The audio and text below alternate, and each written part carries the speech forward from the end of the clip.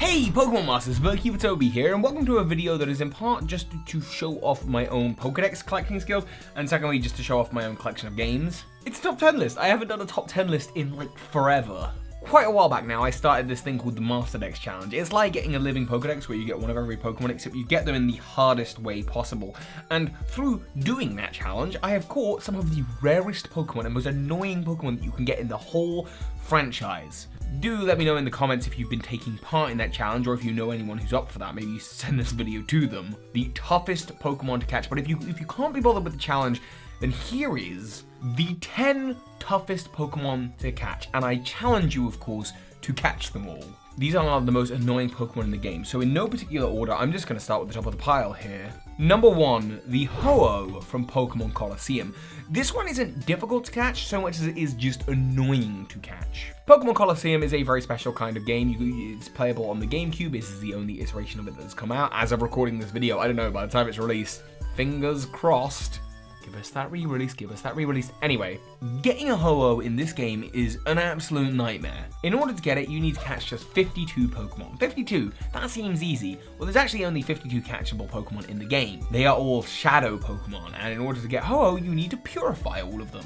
Which would be a simple enough task, except in order to purify a Pokemon, you need to unlock the gate to its heart. The lock that is keeping it a Shadow Pokemon, and in order to do that, it needs to battle other Pokemon, or there are these massage incense things that you can use. The problem is, there isn't really enough battles in the game for every single Shadow Pokemon, so you have to just replay a lot of the Colosseums, which just means a lot of very repetitive battles over and over and over again to purify every Pokemon. Now, you can also purify Pokemon very slowly by walking, and there is a glitch you can exploit by you unplug the GameCube controller while it's paused in Agate Village, and then you plug it back in. You can follow YouTube tutorials, and it just will set your controller to walk forever, so you can just like turn off your monitor for about an hour and a half, 2 hours, go back, and your whole team's ready to go. But it's still a massive time sink. But on top of that, once you've purified all 52 Pokemon, you then need to do Mount Battle.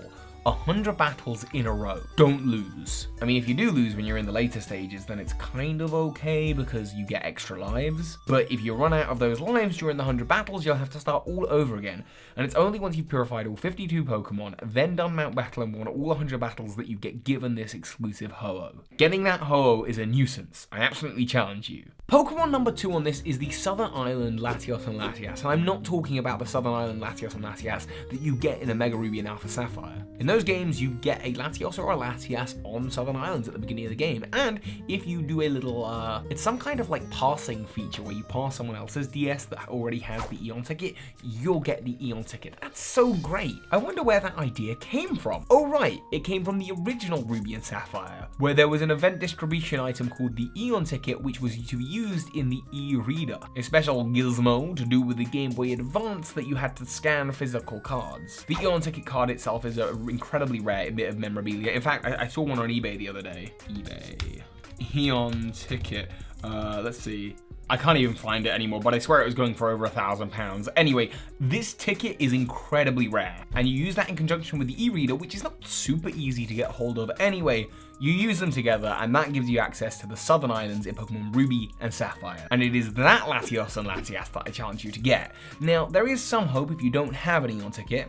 Like, go around a friend's house who has one. Thank you, Joe. Thank you, Marty. But no, if you don't have that, as long as you know someone who has an Eon ticket, your Ruby and Sapphire can just mix records with their Ruby and Sapphire and it will pass it along. So it is kind of viral in the same sense that the Omega Ruby and Alpha Sapphire one is, but it is much harder to get hold of. Any of you with a traditional Southern Island Latios Latias, mad respect for you. Next up is the Beasts, the legendary beasts from Virtual Console Gold, Silver, and Crystal. And I know you're thinking, hang on a second, how in the world are they rare? They're not rare. You know exactly where to get them. You find them in the game and then they are wild encounters. They run around in the grasslands of Johto. What they are is incredibly annoying and hard to catch. In Virtual Console, they'll flee from the battle automatically if you don't catch them with a Pokeball or send them to sleep or paralyze them or something. No, I don't even think paralyzing works. What they do have is, even if you manage to trap them in battle with like a Haunter's Mean Look or something, what they do have is the move Roar, which allows them to escape from the battle anyway. And on top of that, it's not like the current games with roaming Pokemon. Instead, it's not like you immediately encounter it the moment you're in a route or that it's in. They actually do a really good job of avoiding the route that you are in. But on top of that, you could be battling Pokemon for about 20 minutes when it does land in the route you're in without it actually showing up. And even then, it can sometimes just move at random, just disappear from the route you're in. Plus, in order to check the route in the Virtual Console version, you have to go into the Pokegear, which is actually a several-step process that is really annoying. Unless you've got 3 Master Balls, Suicune's a bit better because you can get it in a standard structured kind of way in Pokemon Crystal, but unless you have a Master Ball, Entei and Raikou are going to be so annoying. You can't even do the trick with the repels where only a Pokemon under a certain level is going to make it appear. And the reason for this is that Golbat that learns Mean Look doesn't learn it until after level 40, which is the level that the legendary beasts are at. And I think Haunter can do it, but it's incredibly annoying to get that move onto it, if I remember rightly. Either way, it's a complete nuisance. And even then, your Pokemon has to be able to move faster than Raikou and Entei to actually hit them with the Mean Look before they flee. And by the way, Raikou is like one of the fastest Pokemon in those games, so Virtual Console Raikou and Entei are the worst. I challenge you to get them both. Next up is another Virtual Console Pokemon, and that is Virtual Console Porygon. Getting it from Pokemon Yellow, and that is because in Pokemon Yellow it costs 9,999 coins in the game corner. And to get 9,999 coins, you essentially just have to spam the A button repetitively on one of the machines, or have so much money that you can just buy that many coins. It's not particularly difficult, there isn't a strategy to it, it is just a nuisance. And if you wanted to get 3 so that you could have your whole evolutionary line, you would need to just, 9,999 times 3. I'm not doing the maths. I'm sure it's very easy. I'm not doing it. And then, of course, you need to trade them up to actually evolve them. So, Porygon, a complete nightmare. It's only a quick point on this list, but yes, a nuisance. I challenge you to get it. The next one's kind of interesting. It's actually one of my favorites, and one of the reasons I'm even making this video is the Manaphy from Pokemon Ranger. There is only 1 Manaphy per copy of this game. You cannot reset the game to get Manaphy. Once the Manaphy has been taken from the game, that's it. It's gone from the cartridge forever. Unless you're doing some kind of like hacks to get it, that is the only legitimate way to do it. That means for every version of this game in circulation, there is 1 Manaphy, and every time one is taken, like the one I took from this copy, it is gone. There is a finite number of them. They are getting smaller every day. If you have a copy of Pokemon Ranger, I recommend you check it to see if you have access to it, or perhaps if you see a copy of Pokemon Ranger pre-owned. I mean, better if you find one sealed, but good luck finding one sealed. But if you do find a copy pre-owned, just check. Maybe there is a chance that a Manaphy is on there. It is incredibly rare. For bonus points, send it to the Sinnoh region and breed it for a Fione. It's the only way to get a Fione that reads that it's come from Sinnoh. Another one kind of like that is the My Pokemon Ranch Mew. Now, My Pokemon Ranch is only available on the Nintendo Wii. It is a Wii download title that is no longer downloadable. So if you have this game downloaded, only you have the chance of getting this now. If you didn't download it like I didn't, you don't have access to this Pokemon. I actually took it off of the Master Dex because of this. And in order to get the Mew, you need to take 999 Pokemon from your Pokemon Diamond, Pearl, or Platinum and transfer them to this game. So yeah, finite amount of them. Every time that a Wii gets formatted or gets deleted that has this game on it, then that's another version of it gone. This Mew is a gemstone, so get hold of it while you can if you have that game.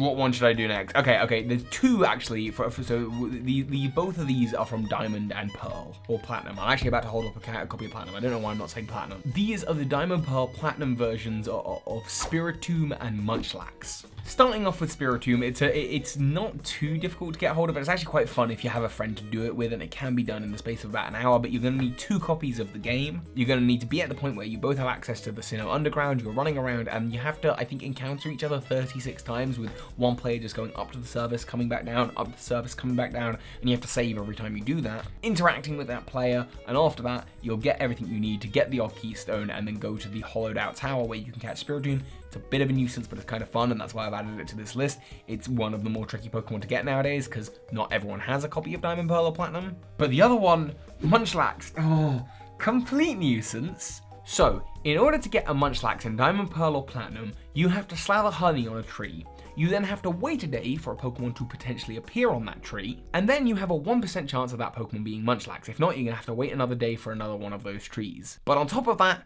Munchlax will only appear on specific trees based on your trainer ID. Trust me when I say if you want to get a Munchlax that's come from Sinnoh, just trade in a Snorlax from Heart Gold, Soul Silver and breed it, because getting a Munchlax from the trees in Platinum, in Diamond and Pearl, it is the worst. I haven't even done it that way, so that is my challenge for you. Two Pokemon left here, kind of in the exact same vein as the Mew from My Pokemon Ranch, where you have to, I think, put 999 Pokemon. If you put 1,000 Pokemon into My Pokemon Box, Ruby and Sapphire, this is an extra game that sometimes comes with Pokemon Coliseum if you're in the UK. Elsewhere, I think it's a whole separate deal. But if you put 999 Pokemon from Pokemon Ruby or Sapphire into that game, you will get an egg for a special Pichu. And given that those games are so slow, it is not the same as just grabbing a box of 30 Pokemon from Pokemon Bank and transferring. I think you have to save every time. The fact that you even have to catch 999 Pokemon or 1,000 Pokemon in Ruby or Sapphire, you can't use Emerald, just makes that Pichu a complete annoyance. I'm gonna do it, but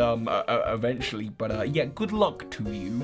And finally, number 10, the Pokemon on this list you might actually be a little bit surprised. The complete nuisance is getting Vivillon from Kalos. Now the Kalos region only had one set of games, X or Y, so there's less games of it out there than other Pokemon games, but that's not the reason it's hard. It's not even getting the Vivillon from your game. But the point is that there are different Vivillon forms for every single region of the world. And by the way, I'm totally mispronouncing it. It's actually Vivillon. Vivillon, Pokemon 666, truly is quite satanic, because there are 18 standard forms of Vivillon, and the real knack, the difficult one, is to get them all from Kalos, because that means using the GTS system of X and Y or Omega Ruby or Alpha Sapphire, and obviously those get less popular by the day as long as Sun and Moon and Ultra Moon are out. Obviously people still do play them, but getting every Vivillon form from Kalos is an absolute nightmare. But on top of that, there are also 2 special event forms that are no longer available. So even if you do manage it, getting those forms are nearly impossible.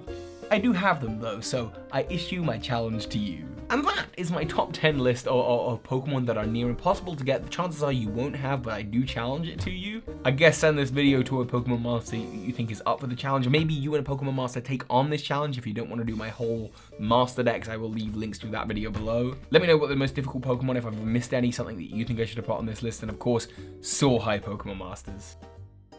A massive shout out goes to my incredible patrons, many of who you can see the name of on screen now. Most of all to the big patrons of the month, Yoni, Sobin and Xavis. If you want to find out how you can support the channel, please check out the links to Patreon in the description below and get some of those sweet perks.